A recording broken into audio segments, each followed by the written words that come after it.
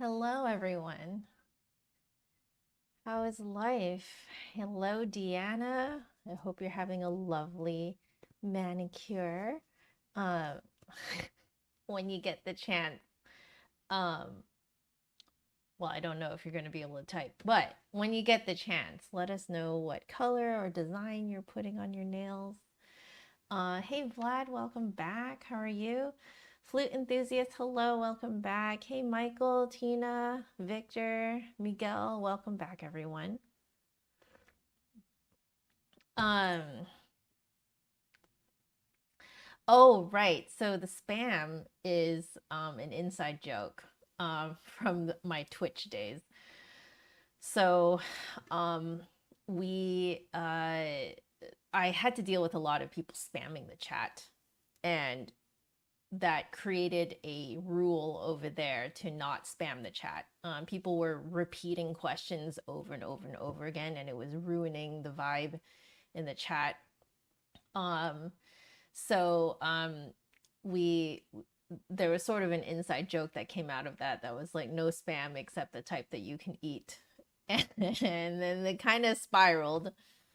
Um, Nightbot is alive and well again. Okay, so I did reconnect Nightbot, and that seemed to do it. So I had to remove it as a moderator and then put it back as a moderator. Apparently, there are different levels of moderators now, so I wonder if that's actually what caused the disconnect to happen. There, it used to just be like moderator. That's it. But now there's something called a managing moderator versus a standard moderator. The Nightbot was a standard moderator, and I moved it to be a managing moderator. And yeah, it seems to be alive again. We did it, guys. We did it. uh, so thank you for your patience. While I checked to see what was going on with Nightbot. But Lauren, how are you? Welcome back. Um, so let's see. Dickerson family, hello and welcome to the stream. Wait, you're an old student of mine? I mean, you don't have to write your real name here or anything. I do actually ask you guys um, to keep internet safety in mind and don't put really crazily identifying information about yourselves here. It's fine if you guys give like general locations, like I do make it very clear that I'm from Seattle, you know what I mean? So like, but I'm not giving my exact location. So that type of thing is okay. But yeah, just keep internet safety in mind. I know that internet safety is actually not really a thing that is talked about a lot these days. Uh, People seem to have forgotten about internet safety, but I want to make sure that you guys remember it. That's actually why it's my number one rule, my number one chat rule. Oh, I remember you. I think about you all the time. How are you doing? How are you doing? Um, how's life? What's going on? I think about that all the time. I cannot believe that you like played the Chaminade in the car for me. Um, like you're just so determined to not cancel your lesson. Which, by the way, guys, I'm not that type of teacher. I'm not the type of teacher who will demand that you give your time even if you're like stuck in traffic and stuff like that. But there was just this determination that I could not deter. Um, and yeah, that was incredible, and it was an incredible car performance too. I still think about it. It was Thank you for giving me that experience. Um, I will never forget it. I really hope you're doing well. Um, yeah. Well, I think we're all musicians here. Most of us are. If we're not a musician, that's totally fine too. I do know that I have a lot of people who say that they are, you know, music aficionados, and that is fantastic, and we love you. Um, yeah. Um, yes, yes, yes, yes. Um, I like that tip. That's a good tip, Vlad. Still playing a lot of piccolo now. Yes. Feel free to reconnect. I mean, we're reconnecting now, and that's awesome. Um, but yeah, great. A lot of piccolo. That's fantastic. I did a lot of piccolo as well when I was in university. I'm guessing you got given a whole bunch of parts, eh? That's usually how, like, how it happens, when you're given piccolo parts and then people realize that you can play well and they can rely on you. I think that's really the thing is, when people find out that you can play the piccolo and you are reliable, you just basically become the piccolo player. That's certainly what happened to me in music school. Well, it was kind of catalyzed by the fact that I failed my second year placement audition because I very stupidly decided to do this audition with bronchitis. Don't do that, because the flute is basically like a megaphone for spit. I didn't realize that at the time. This was way before COVID times. And I really could have gotten everyone sick who, you know, like heard me and was on my panel and stuff like that. So don't do that, guys. It's really, really dumb. And like, instead, you might as well just forfeit whatever your spot is and just do a makeup audition, just to have done a makeup audition, and just take whatever parts they give you. If you're in school, it doesn't matter. Like after school, no one cares what chair you were playing in school. So like, it's much better to actually forfeit the audition, um, and just do a makeup audition to just play by the rules, because I ended up failing the audition anyway. And because I failed, because I was playing on the flute, I wasn't given any flute parts and I was only given piccolo parts. But that ended up becoming a blessing in disguise, because I ended up learning a lot of piccolo stuff that year and I ended up falling in love with the piccolo. So, it's great. Um, yeah.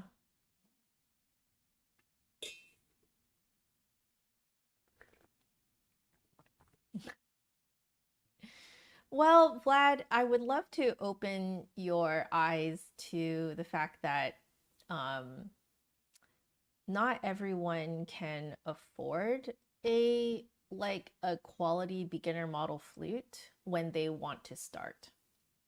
Um, and I'm going to be completely honest. I'm actually impressed with how much those Amazon cheap flutes can play. Like, the fact that they can play up high is already impressive as it is. Like, we're not looking at the tonal quality anymore or anything like that. The standard is very, very low. The bar is very low. But like, sometimes that is what you can afford. And I don't think that we should, you know, um, that we should criticize um, people buying cheap flutes um, if they love the instrument and that is what they can afford, you know? Yeah, see, yeah, anyone who has bought an Amazon flute to Miguel is practicing repair stuff on it. Yeah, it plays surprisingly well. Like, it's surprising, okay? Like, I have had several students who started lessons with me on Amazon flutes. Of course, they were saving on the side to buy a quality beginner model flute that starts at about 400, 500. The high end of beginner model flutes is around 700, 800, I think. I've seen some as high as 900. But they are pretty expensive. And, just to kind of get you going and get you started, and, just to see if you even like if you want to continue on the flute, honestly, getting a cheap Amazon flute is well worth the money to see if you want to stick it through, you know? Like if you were to just go in and buy like $500, $700 of a beginner flute, and then you realize that you don't actually really want to stick with it as your hobby. It's totally fine if you like watching or listening to other people play the flute, but it's just not for you. Totally fine to do that. Nothing wrong with that. So I do actually think that it is financially, smarter to just get a cheap Amazon flute to see if you like it. This is especially great if you don't want to rent a flute from a shop. Renting a flute is by far probably the cheapest way to go about feeling if you want to get into flute playing, more seriously, because I believe it's around $30-$40 a month, something like that. It used to be really cheap back in my day. It used to be like $15-$20 a month, but inflation is real, and I hear that it's around 30-ish, 40-ish dollars a month now. But that adds up, right? So like if you wanted to give yourself 6 months to decide whether you wanted to go into the flute more seriously, getting an Amazon flute is actually more worth your money than renting. That quickly adds up month after month. So, as much as I also have criticized cheap flutes, I have in the past, I have changed my mind, and I eat my words. I've changed my mind, and now I have changed like my thoughts to thinking that it actually is a more safe financial decision to find out if you want to continue on the flute, Yeah. Yeah, some people, like Tina is saying, do actually just collect different colored cheap flutes because they're cute. Um, Plenty of professionals actually do this. They're just cute, so they just become little like wall decorations, Like it's totally fine. Um, yeah. Yeah, exactly. If it breaks, it's fine.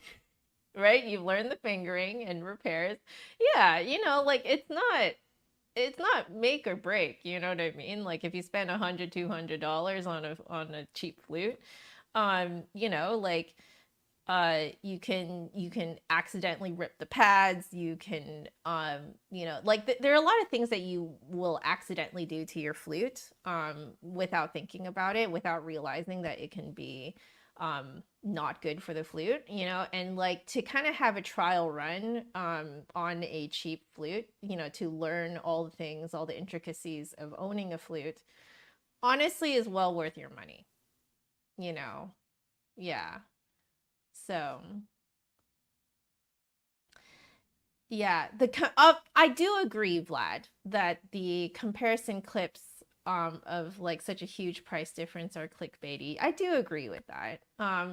It does get the views though, like I mean, what are you gonna say about that? Some people, that's how they hustle, and it might not be for me. I have tried more clickbaity type stuff, but I can't do it, man. I can't do it. It's I can't do it long term, that is, So, yeah. Mhm.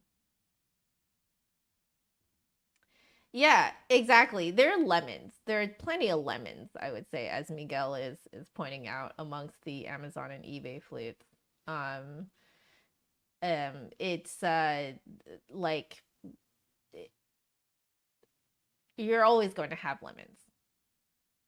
That is just how any industry works that produces products, right? amongst that's why there's such thing as quality control, et cetera, right? So it's not that the more expensive brands don't have lemons. It's probably more that they have better quality control. You know, but the like Amazon and eBay flutes have basically no quality control. So, that's what you're dealing with. Anyway, I should get started at least taking out my flute before we begin. Just to make sure that I don't talk the whole hour away. I get very excited when I talk with you guys. There you go. So just to recap kind of like where I'm at in my life right now. I'm feeling better today than I did yesterday. Yesterday was, in terms of my mental health, not really great. So what's happening right now is John's topical steroid withdrawal symptoms are flaring again. And it looks like it's a big flare. So we are basically just holding on to our butts to see how bad it's going to get. What this means is that we're kind of like constantly flip-flopping between like feeling okay and being just John and Joanna to like caregiver and patient mode. And the whiplash between the two modes, it does not feel good. It does weird things to your brain. And so yesterday was not a great mental health day. But I decided to show up so that I would get the endorphins from talking to you guys and from playing the flute. And that was exactly what I needed yesterday. I did a lot better after that.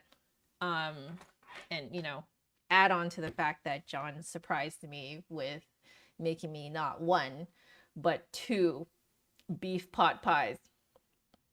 He didn't even tell me. He just completely surprised me. Came home with freaking 4 pounds of beef, minced beef, to make beef pot pie for me.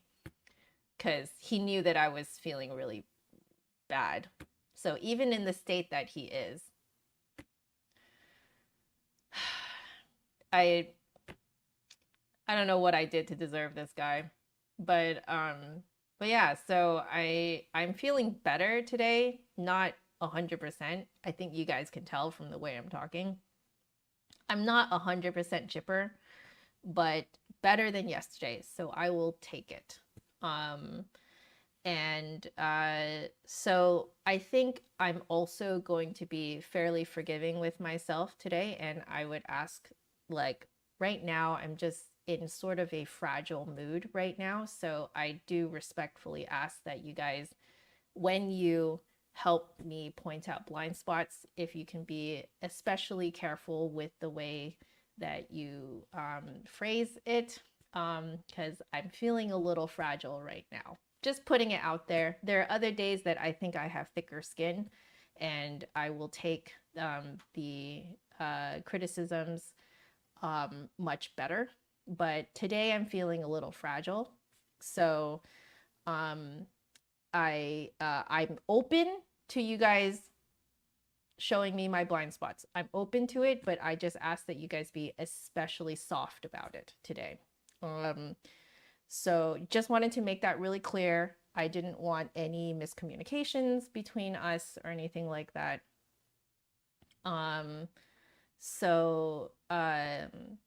Yeah, just kind of wanted to, like tell you guys that. And thank you for you guys. Thank you for all your kind words. I will ask as well to hold off on the medical advice in the chat. It's not that we don't know what is happening. It is more that we just don't want to go through it again. And these are withdrawal symptoms. These are not, this is not, weirdly enough, it is not a disease. It is not a disease. And it is not a, it's not a conventional chronic condition. They are withdrawal symptoms. And the only way to get through withdrawal symptoms is to ride them out. So that is something that I want to make it very clear to you guys. So, yeah, I'm feeling a little fragile. So hold off on the medical advice and hold off on, just be soft with your criticisms. So thank you. Kyle, thank you, Tina. So yeah, I just wanted to communicate that to you guys because I kind of feel like it is worth it to be very blunt and upfront about what I need from you guys. This is weirdly not something that I have done much in real life. And I'm realizing now I should, because I think that people need to hear what people like me and John need. And what we need is for people to just be present. That's it. That's all we need. In this kind of situation, as much as the medical tips and advice are done with a loving heart, and we understand that, we can't do anything about what we're going through right now. And the medical advice ends up becoming more of a bombardment than actually helping. Just putting that out there. This happens a lot to people with chronic conditions, and to people like John who are going through withdrawal symptoms. So,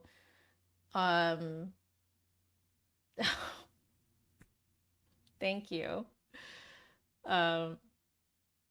Yeah, so exactly as Vlad is saying here, like the telling us to stay strong really does actually help, because I think what it implies is that you guys know that it's hard and that you're here and that you believe in us, you know, and that's what we need. So, like saying "gayao," you know, add oil in Cantonese. So yeah, thank you for listening. Thank you for hearing me out. I recognize that this is not something that most people will hear from a content creator, but I feel it is important to get it out there. Since I am in this position as a content creator, I think it is important for me to just put it out there, what people like me and John need. And yeah, it feels good to say it out loud. And thank you so much for your kind reaction to it. I was actually a little bit nervous about coming clean with what I need, because I don't want to sound like a wuss. I think that's what it is. But you know what? Saving face, there's no use for it in this situation. So I'm done with that, with saving face. I'm done with trying to look stronger than I really am. This is me. I'm fragile right now.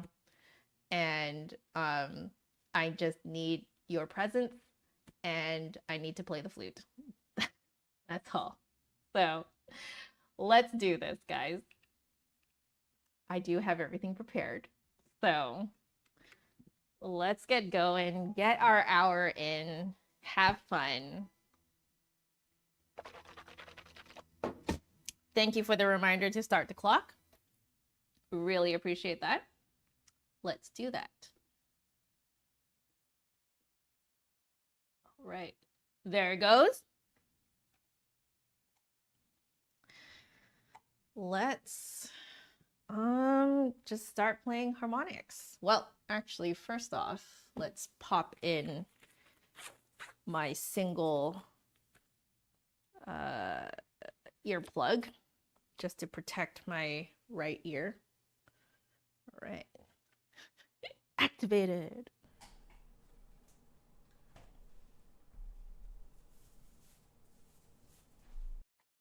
As much as I like thumb holes, it does not make flute playing better. Okay.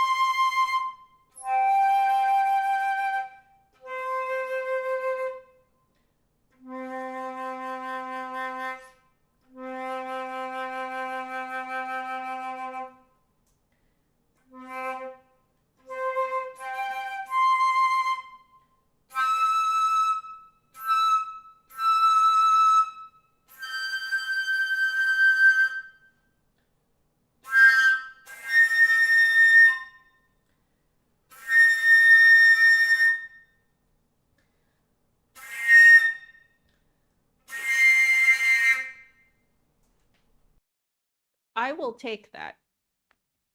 That is better than it has been. I've been experimenting with the lower lip manipulation, getting that to come out a bit.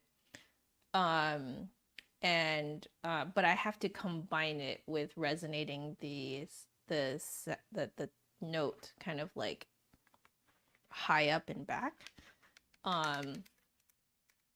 So that's what was going on there. There's still a little bit of juggling, kind of like all these concepts together, but better than it has been, so I will take it. So Solar Tech, how are you? I have noticed that ever since I opened up my sound, that I really make my right ear ring now if I don't have it in. So it was like before, when my tone was generally thinner and not as well supported, it wasn't actually so loud that it would make my right ear ring, but now it does. So it's not so much not on my left though. And it's really just because the flute's over here on my right side. I find that if I also have the earplug on my left side, it does replicate a completely acoustically dead room. And it's really great for, like, in my opinion and in my experience, it's great for sort of like a sometimes practice experience where maybe in that like one day or 1 week or something like that, you really want to do a deep dive into your like naked tone, without any reverb or anything like that, like natural room reverb. So it kind of depends on your use case and sort of the situation that you're in, the room that you're in, your own kind of like how you feel it. So part of it is listening to your own body and listening to your body's needs, and then the other is to just kind of figure out what works in the room that you're in, and also like what are you trying to practice, you know what I mean? So yeah, I hope that at least explains from my perspective what why I'm using only the single one. This one in particular this particular use case is because ever since my sound got better, I have started to make my right ear ring. Well, that's how loud I'm playing these days, which is, an improvement. So I'll take it, right? Okay, we're going to move on to Moyse de la Sonorite, page 17, number 16. The bass note is a C sharp, let's see, 6, or if you are in flute octaves, C sharp 3. And then we are jumping from every other note in the range to this note, slurred in groups of 2. So we're going to do that.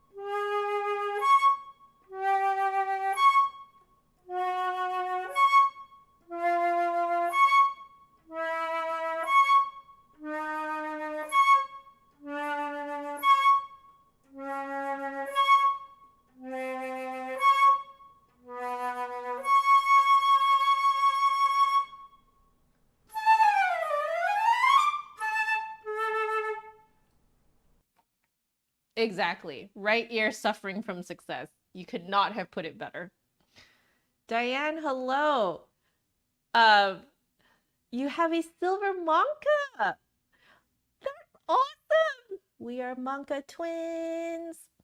I love my manca. The manca is like, it honestly just fits me. I think that's the thing I really like about manca is that like his sole like purpose for his head joints is for them to meet unique players and to be matched with unique players. And it just like, I don't know about you, Diane, but for me, I got like, when I first tried this head joint, I got angry during my trial week because it absolutely trivialized so many of the things that I have had trouble with, like, middle register E cracking and like, lower notes being very difficult to come out, et cetera, et cetera. It was crazy. Like, I think I went through like stages of grief, actually. Like, I was sort of grieving like my experience with my previous head joint. Like, my previous head joint, as much as it built my career, I got like, I think I was grieving like what I realized like was blocking me from playing better, actually. And it's a little bit more uh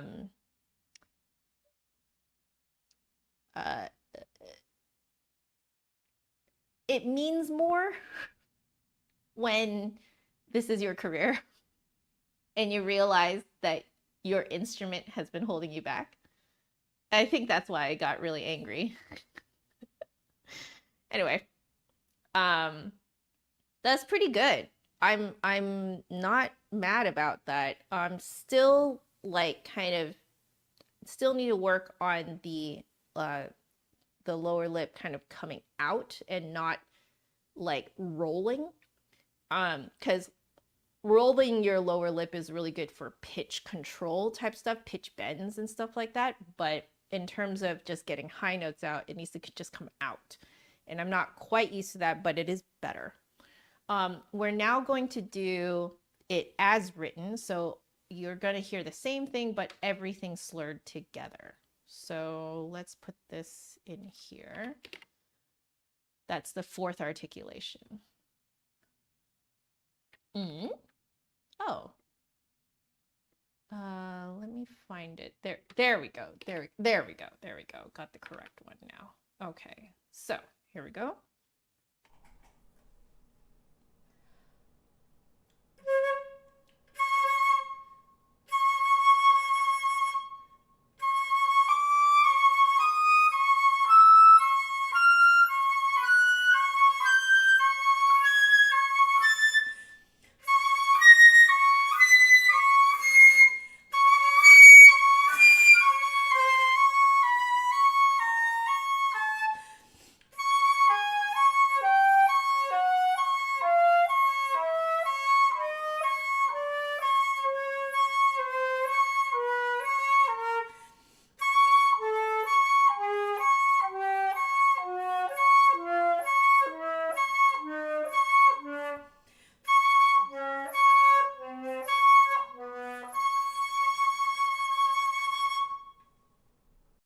Okay, not bad.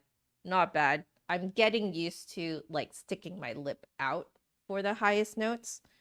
I do want to do the ones coming, like the lower ones coming down, just to make sure I'm not gnawing them.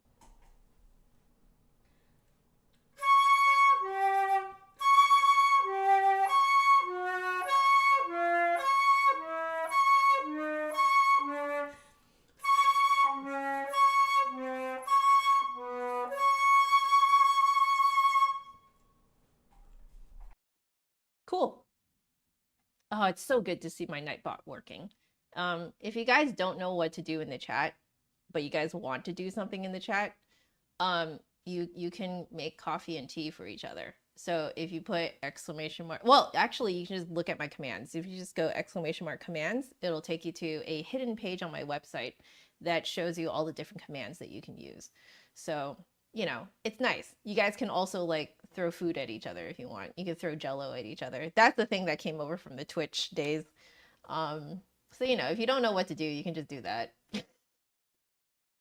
Okay, we're going to do a little bit of circular breathing.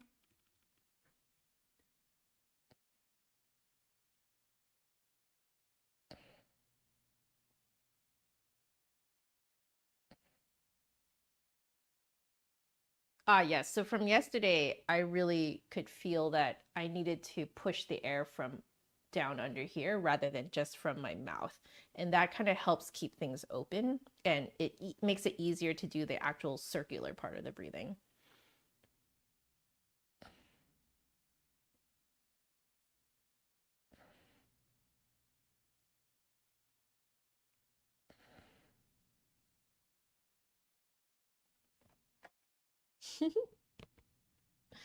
All right.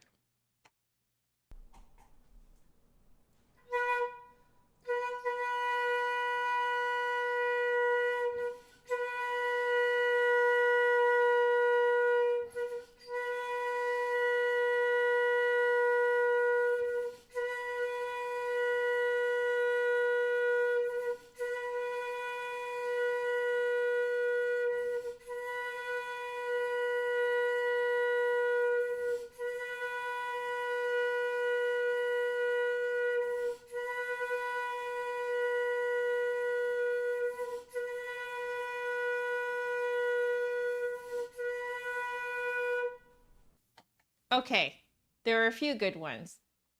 You know, flute enthusiast, I do think that if you're younger while learning this, you learn it faster, I think. Because I think as we get older, our bodies get more set in their ways.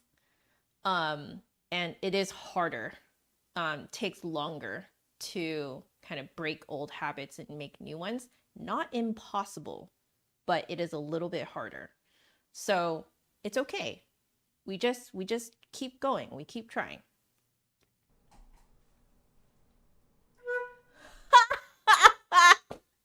Vlad says that it's rather easy if you're an ex-smoker. I could see that. I can see that. I have never smoked in my life. I've just been never interested in it. So this is a very kind of foreign muscle movement.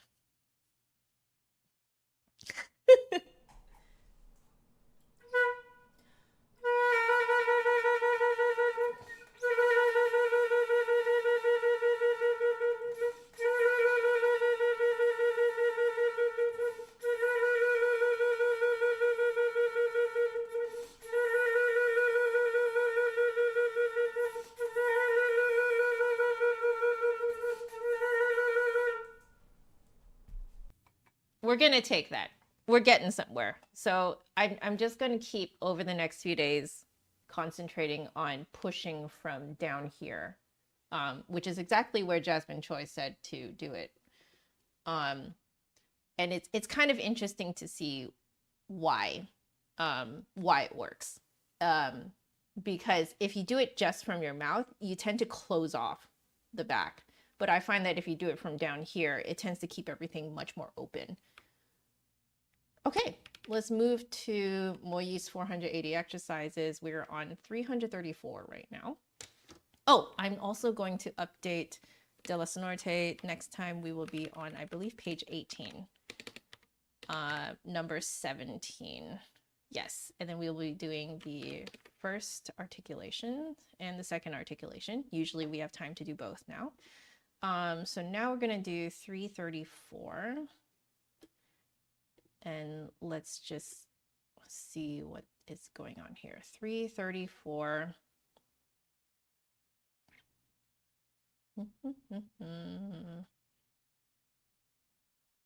Okay, it's a long one. I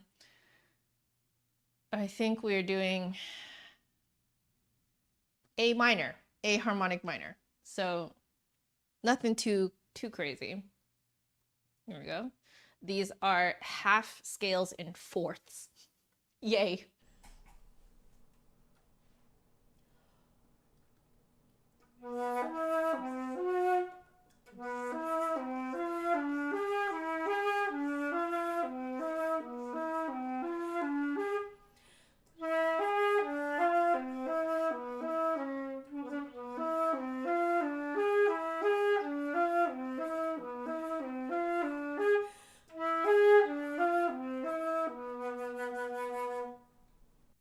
I think technically you don't have to do that one.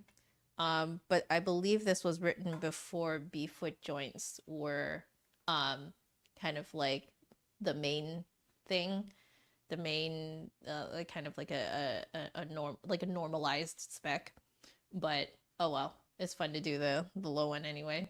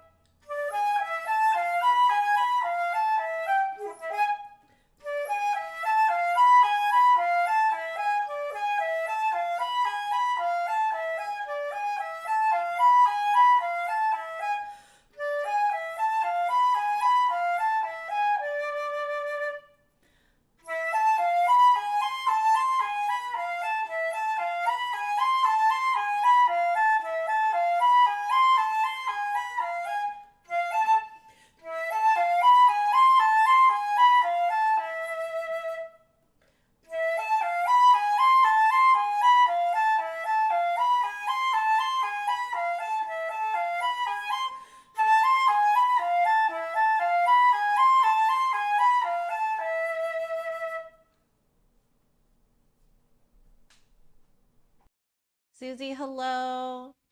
Devlin Core, hello. How are you?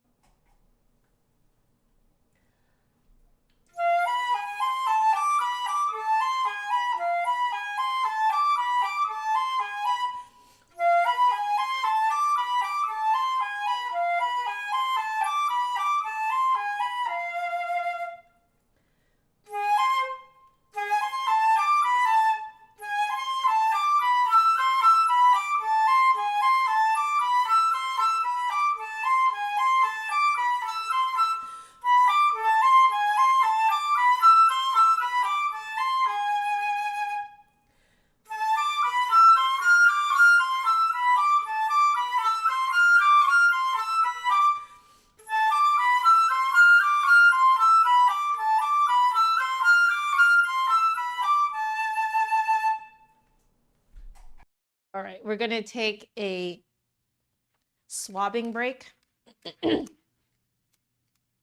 Sounds like a Bruckner symphony. Thank you, Vlad. I'm really figuring out the whole like bringing the aperture between your lips closer to the opposite edge really just makes them easier and you don't have to push. All right. Keep going.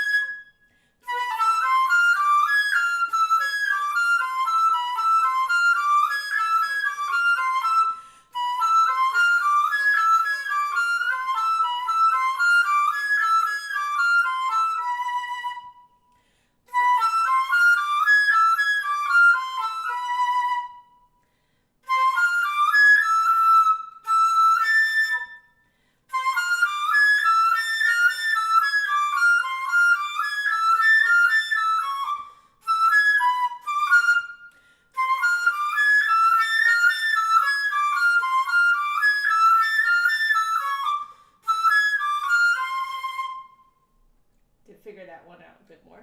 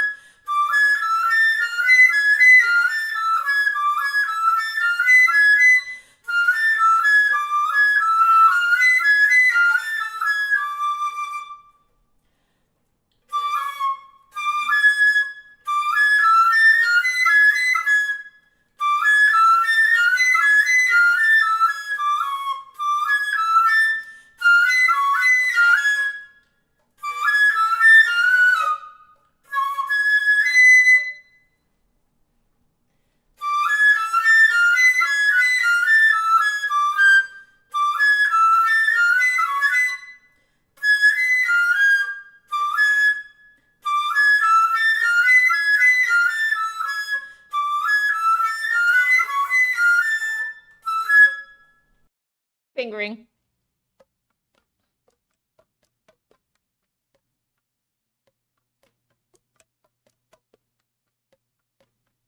Okay.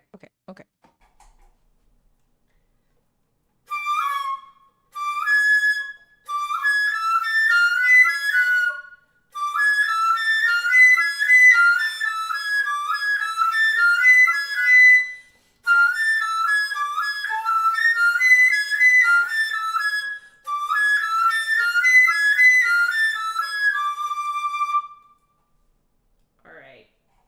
For fun, we will do a couple more.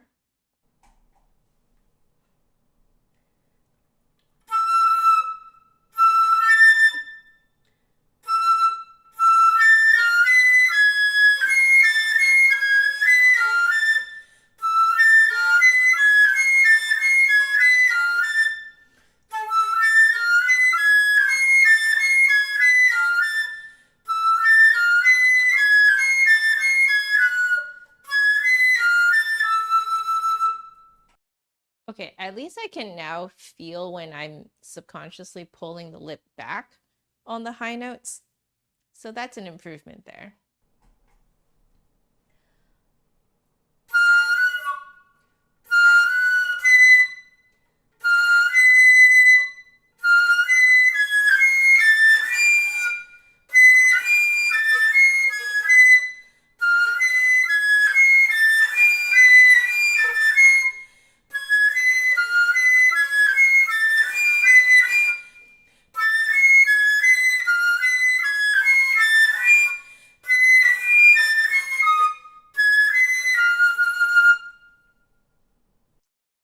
We're just gonna take that. If anything, that was just for fun. That is coming out clearer than before, with the lip further out. So I'm still getting used to that, and that's fine. We will continue to just get used to it. Thank you, Vlad. Okay, let's update our practice schedule here. We'll be doing 467 next. Okay, so change that in here. 467. Okay, very good. So now let's head on over to the Ibert. Just going to turn on my pedal here. And hopefully that, yep, that connected. Very good.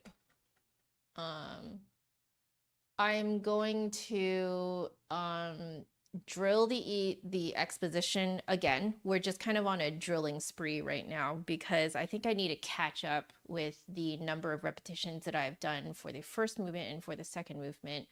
I don't think I've done as many repetitions on the third movement as much as I have in the first and second. So we're kind of playing catch up right now. There we go. Now my mic is sitting a little better. Okay, let's do this. Hiya, really?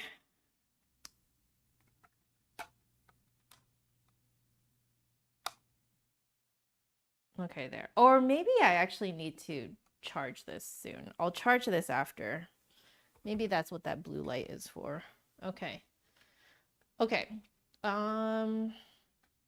Let's just, yeah, I'm just going to start drilling. We're going to, yesterday we drilled from the beginning to the end of the exposition. Today we're going from the end to the beginning, just to kind of mix things up. Which, coincidentally, if you guys are also doing repetitions and drills, this is a great way to do it, to trick your brain into thinking you're doing something different, but you're really just doing the same thing. Really helps for your brain to not feel like it's getting stuck in a rut.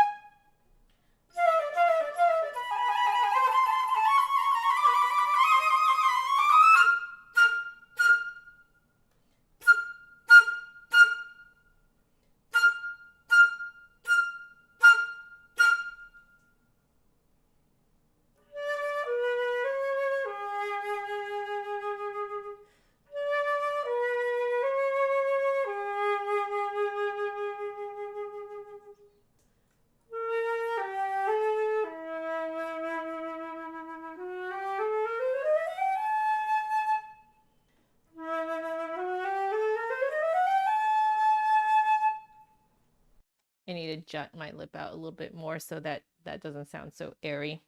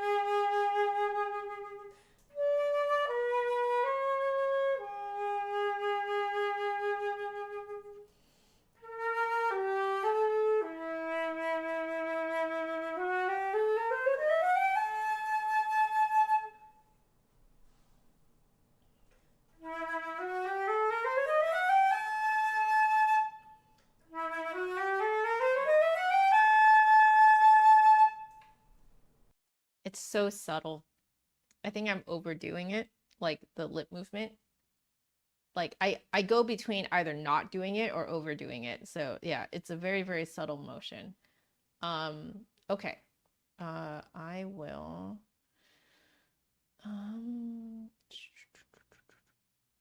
okay.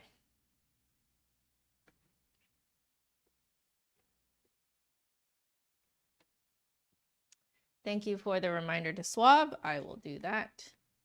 Am I wearing ear pods? Devil is asking. So did you notice that? Is that what you were noticing?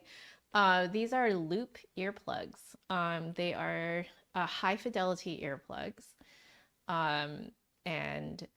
So ever since I opened up my sound, I have caused my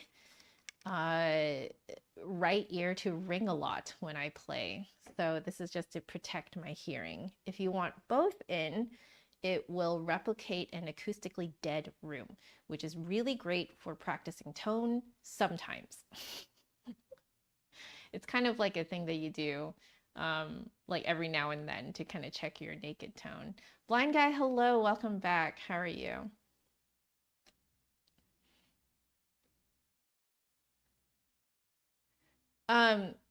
So what's interesting about vibrato is that what I find is that everyone seems to feel it in a different place, but technically speaking, it's all coming from the same place. It's somewhere in the throat. But I like to think of it as akin to laughing. So everyone kind of feels their laughter coming from a different place, but technically speaking, we all pretty much laugh exactly the same way. We use the same muscles, like we get sore in our abs and stuff like that when we laugh for a really long time. And doing vibrato is actually pretty much laughing. It's pulsating your air. So if you think about where you laugh from and how your core muscles essentially like support you when you laugh, that's essentially how you control your vibrato. It's exactly the same in fact. So that's a kind of like a nice quick way to kind of figure out how to do vibrato for yourself. I've used that technique to teach a lot. So anyway, we will go back another phrase or section, that is.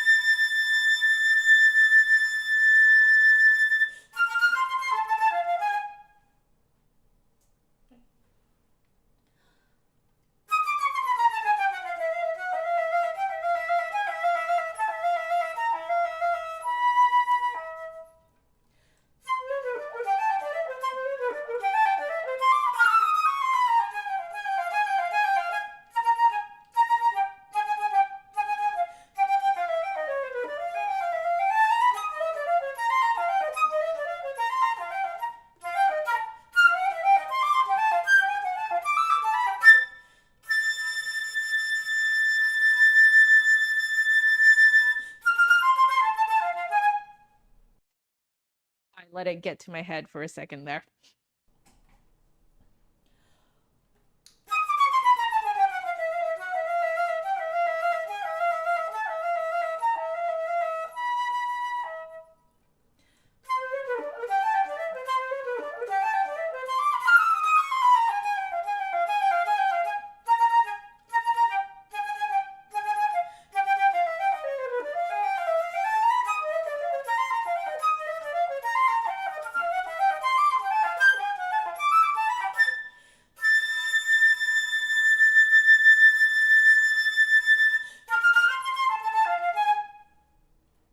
All right, so I've narrowed it down to 2 spots that I know that I'm doing something funky, one with my left hand and then the other one is with my right hand. So I'm just gonna go and kind of like do a little bit of detail work before I drill again.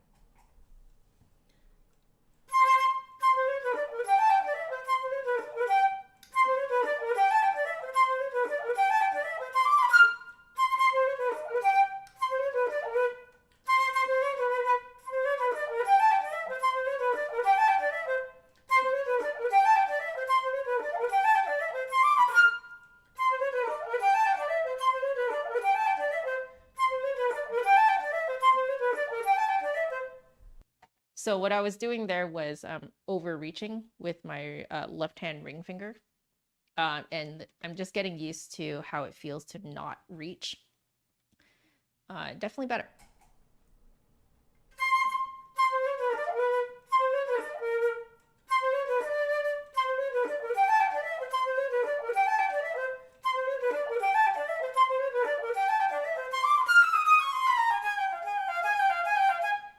So the other part.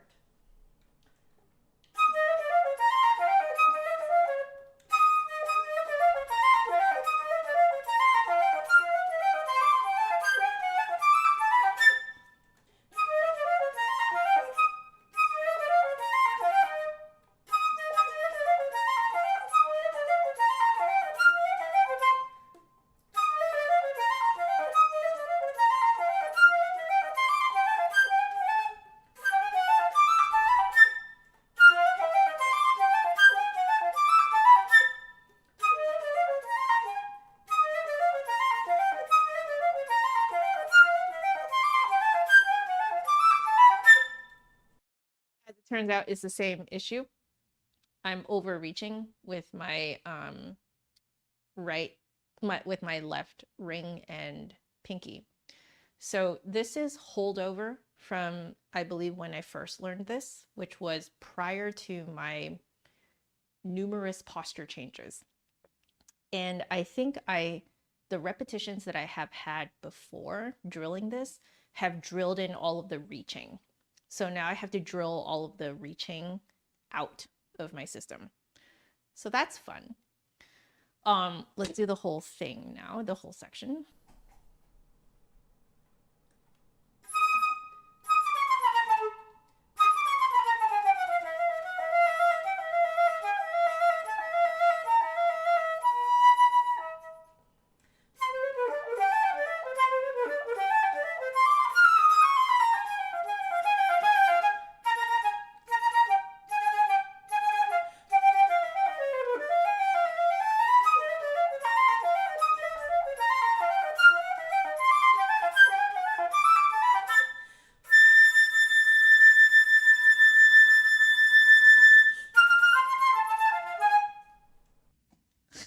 Miguel, thank you for the kind words. I do appreciate it.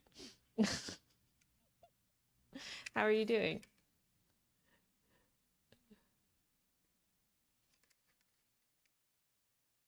Oh, thank you, Lauren. And yes, I did just swap. Thank you. Okay. Yeah, I definitely need to I need to drill the reaching out of my system. So I'm concentrating on how it feels to just keep my fingers close to the keys, like the fact I don't have to overwork them.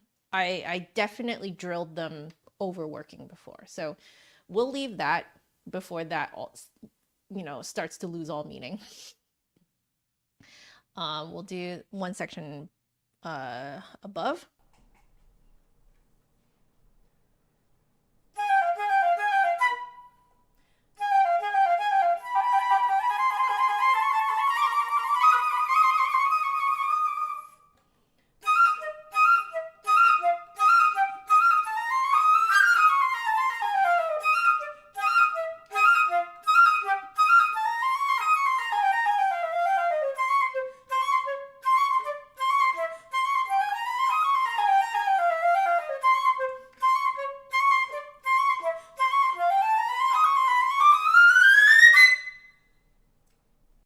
Okay, I'm going to take the nice and open. There is still one spot that I think I'm overreaching, so I'm just going to do a little bit of detail work there.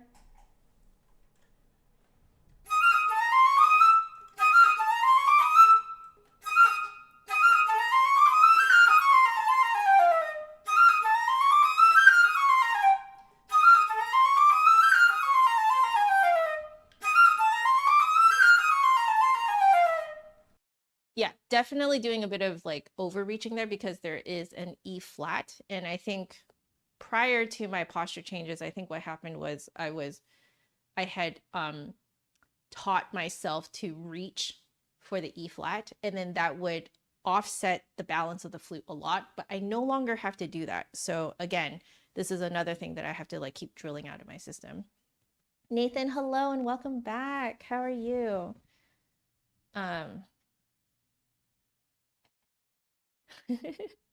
Okay, here we go.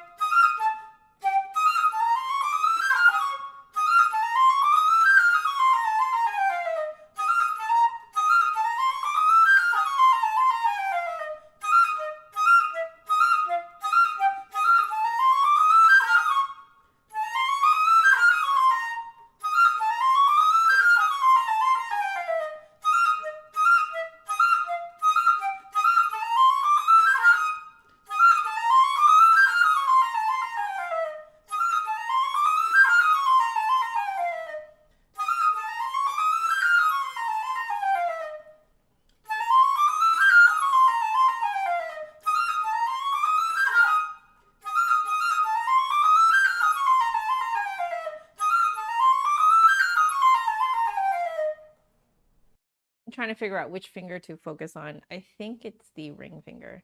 I'm still overshooting on the G actually.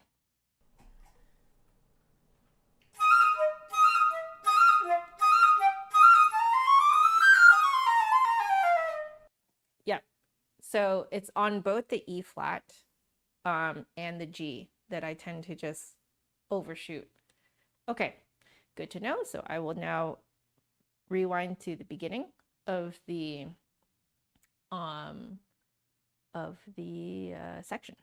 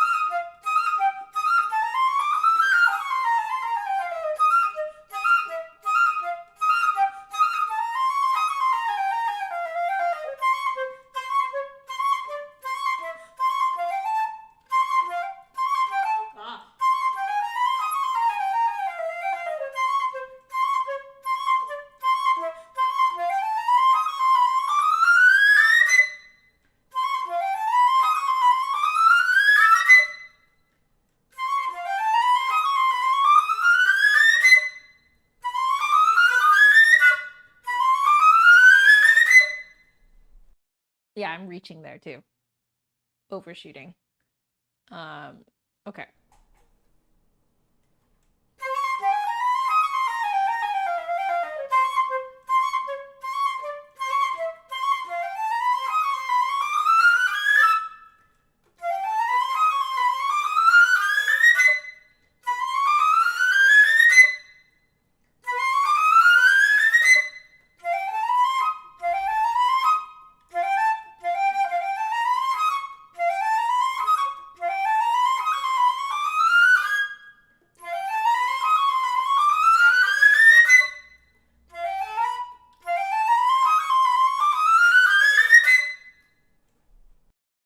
Okay.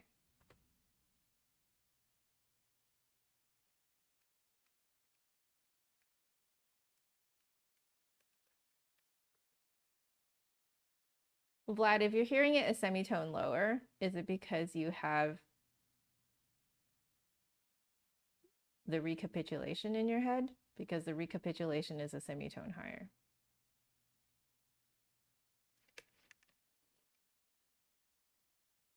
It is supposed to be a B.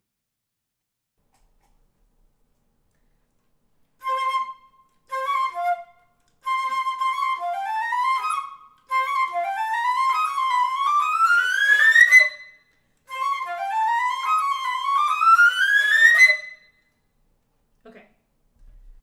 I know what I need to do, so but I can feel that it's starting to lose meaning.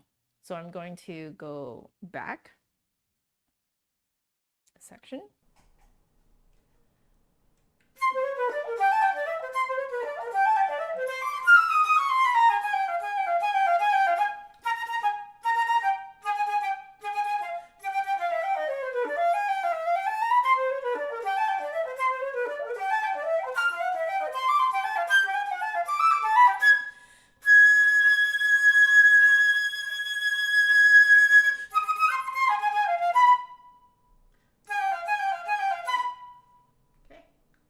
Yeah, this is feeling much better now that I've done a lot of repetitions.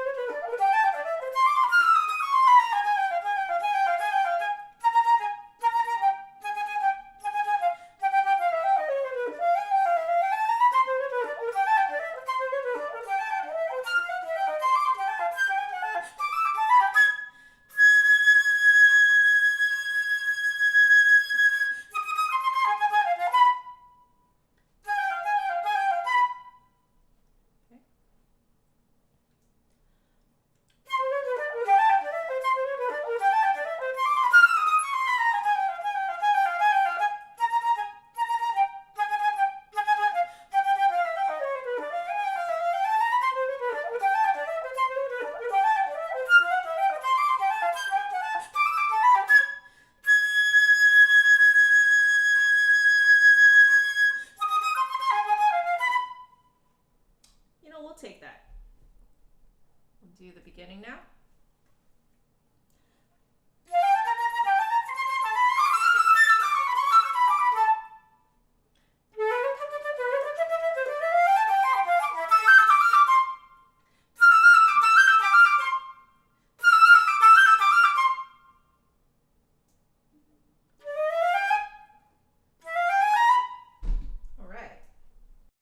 I think that's actually my best cold run of the beginning that I've ever done. So not bad. We'll just drill it 2 more times.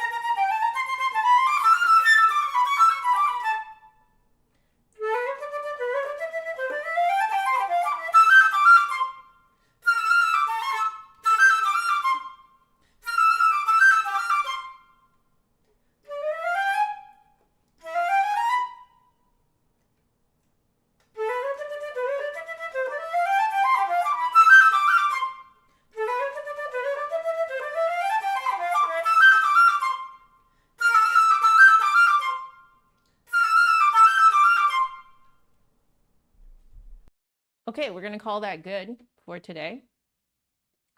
And we will move on.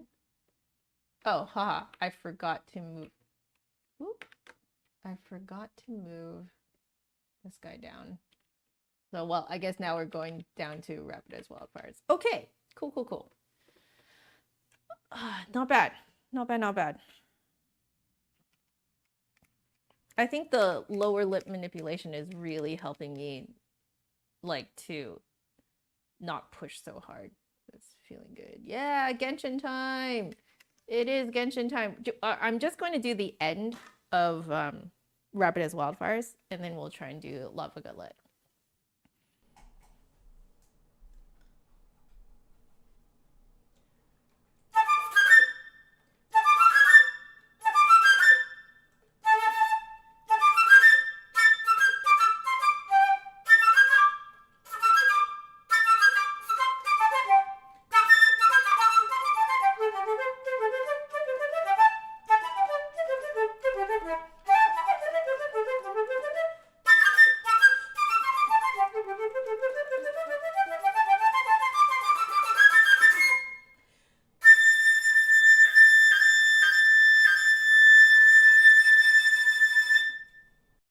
Okay, getting a bit better. I'm still like lower lip manipulation here is definitely still a little bit of a challenge. Okay.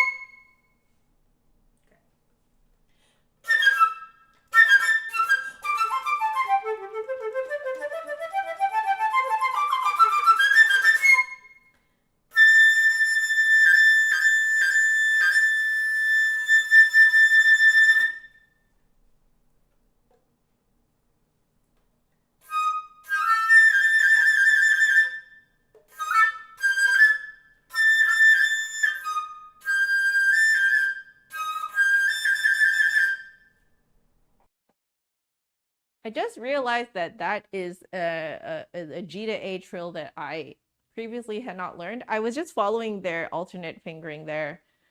And then it just occurred to me that it's actually a trill. Interesting.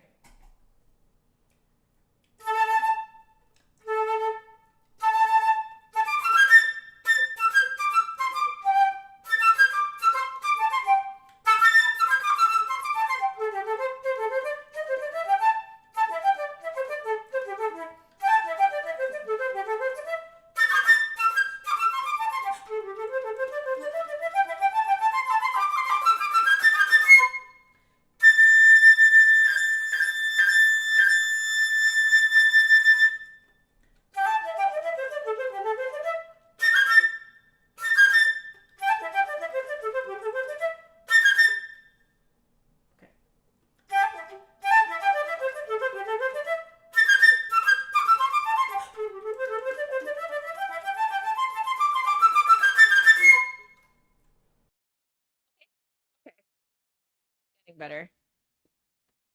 All right, I do want to try pretty much all of this in one shot. Let's see.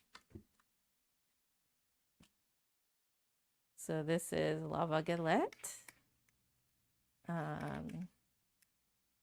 from Arena Story Quest.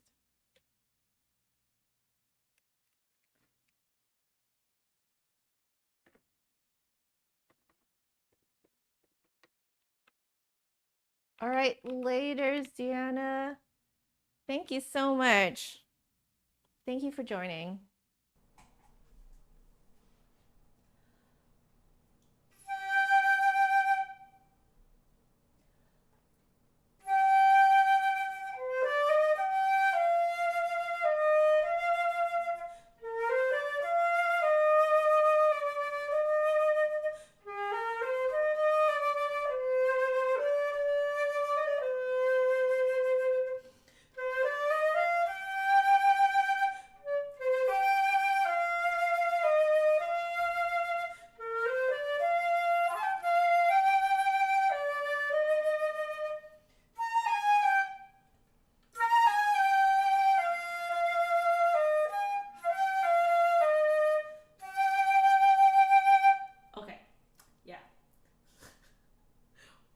We gotta drill this.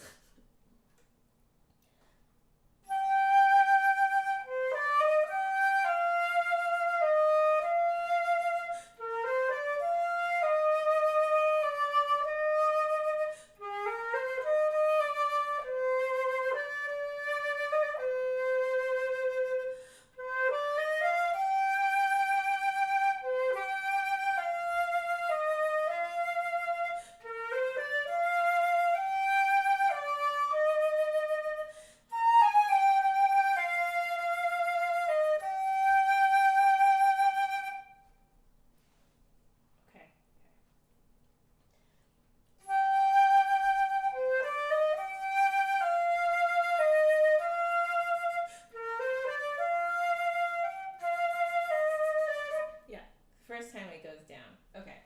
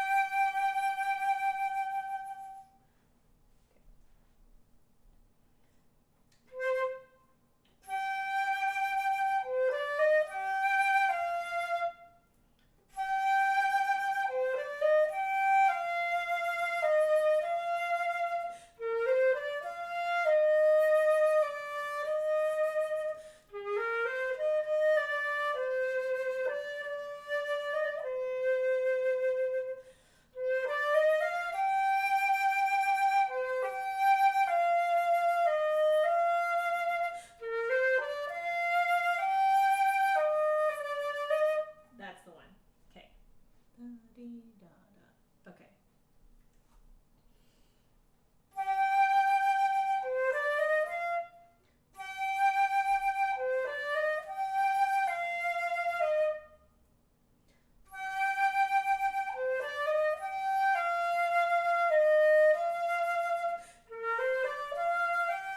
Nope, nope.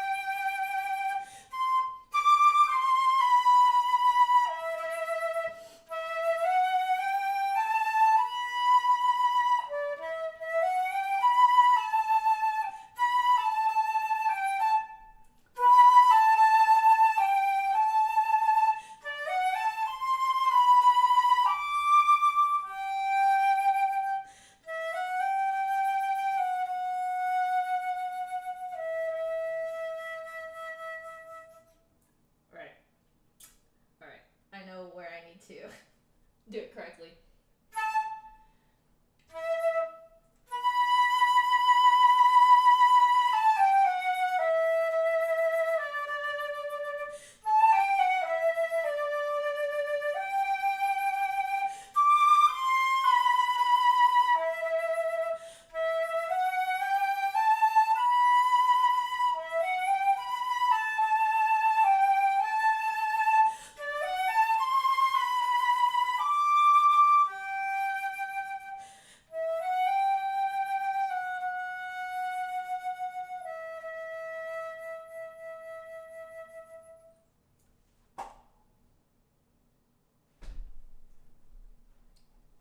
Yeah, yes. Yeah, that was on purpose. The middle register, I just made it a little bit more kind of like wider airstream. You get a little bit more oomph to the sound. Okay. Again.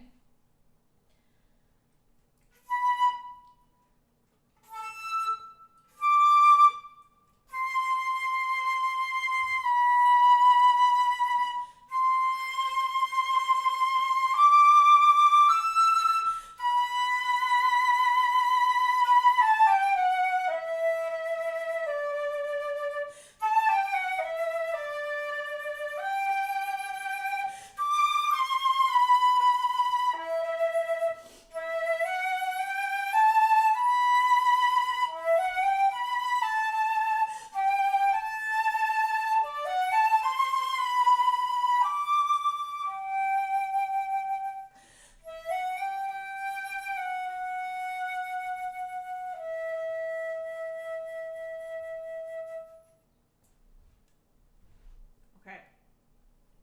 All right. I'm going to try the whole thing.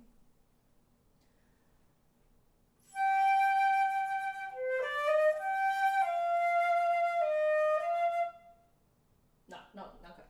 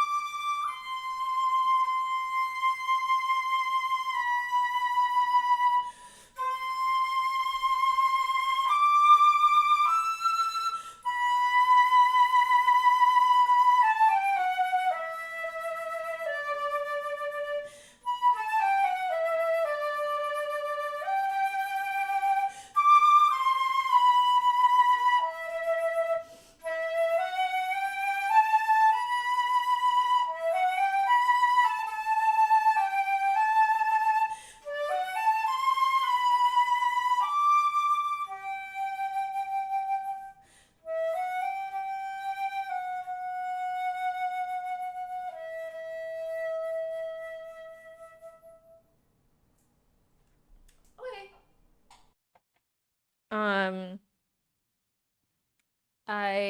there's only one spot that I kind of had like a so I'm just gonna go over that again.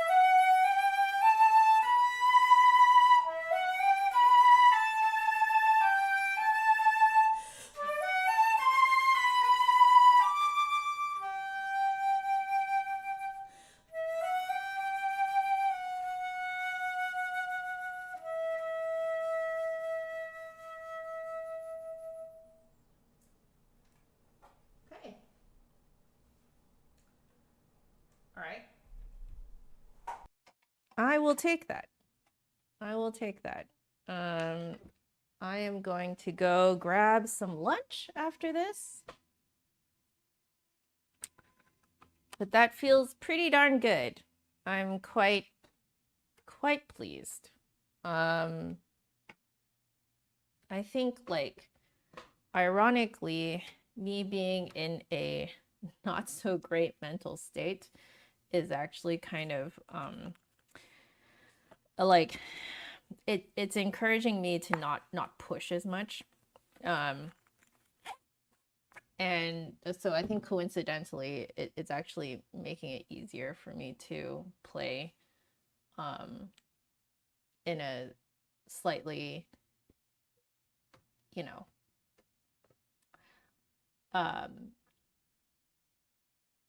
like a more relaxed way. I think it's just because I'm just so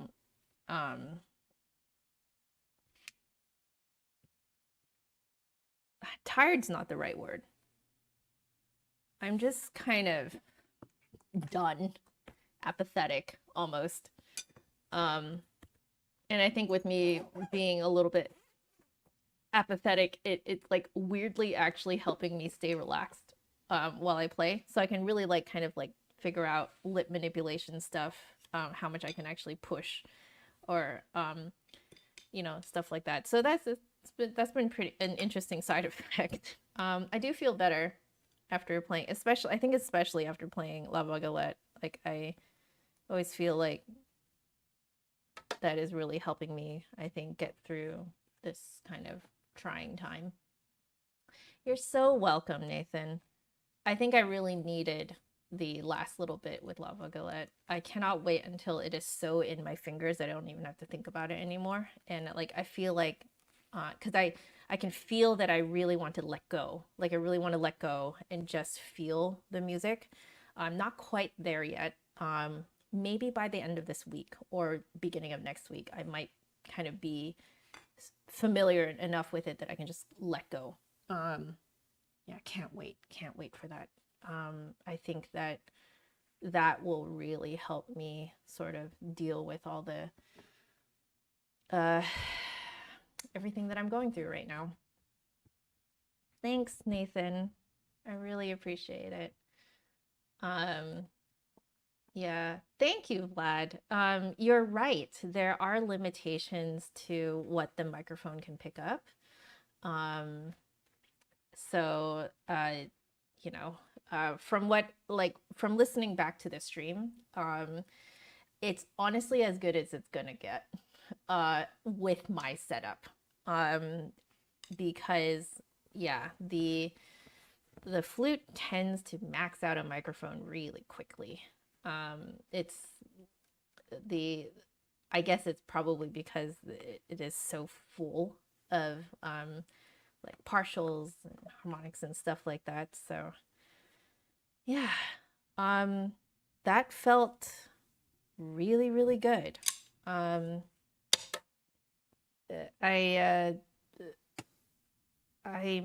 really glad that I showed up. Really, really glad I showed up. I think the way that I've been seeing these streams lately is that it's for me, and you guys get to be little flies on my wall. And I think that has really helped me not try and perform, which is, you know, not what you want to do when you practice. When you practice, you really want to be in the mood of like figuring stuff out and drilling, getting your repetitions in, you know, like getting a good workout in is really what you are going for when you're practicing. So, yep. So I thank you guys for being present. Thank you for, you know, being gentle with my fragile self right now. I really appreciate it. It's what I needed. I feel like I still got some good work done, even with me feeling so fragile. It was actually kind of nice to just sort of like distract myself with problem solving, and just like repetitions. There's something very comforting about that. And it's kind of interesting because I would never thought that I would be the type of person to find comfort in practicing. Because practicing used to give me anxiety. Practicing used to be one of my sources of anxiety. And I feel like I have like healed myself enough to get to the point where I'm actually turning to practicing as a comfort and as an escape. And it's wonderful to experience that finally. I think the last time I truly experienced it like this was when I was a kid, before all the practice anxiety kind of started to set in. I must have been 10 years old, I want to say, was the last time I felt this kind of comfort from like actual practicing, not like procrastination. So procrastination is when you are practicing other things that you're not supposed to be practicing, that is not on your practice checklist, and you're just procrastinating and wasting time. Well, not really wasting time, because you're still working on some things, but just not what you immediately need to work on. And so yeah, the last time I felt like this was probably when I was 10. And after that was when my practice anxiety started to set in.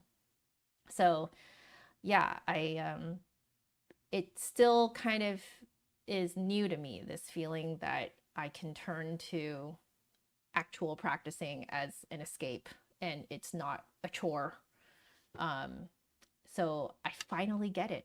I finally understand. I finally understand what people mean when they say that they go practice their instrument to forget about life. Like, I get it now. And it's taken me a long time to get here, and I'm really glad that I'm here, and I'm glad that you guys are here with me. So yeah. Anyway, I will go and grab my lunch, some leftovers from last night's beef pot pie that John surprised me with. I don't even know what I did to deserve such a man. And so, I'm just going to enjoy that for my lunch break, and then it'll be teaching for the rest of the afternoon and then some editing. So a good day ahead. Thank you so much for being part of my day and being part of my comfort and being part of my just walking this unpredictable journey with me. I really appreciate it. Your presence and your support does not go unnoticed. I take it very seriously, and like, I really thank you guys for being here. I love you. Please stay happy, healthy, and safe. Take care of yourselves, because there's no music without the musician. I will see you guys tomorrow at 4 p.m. Pacific. All right, laters, guys. Bye.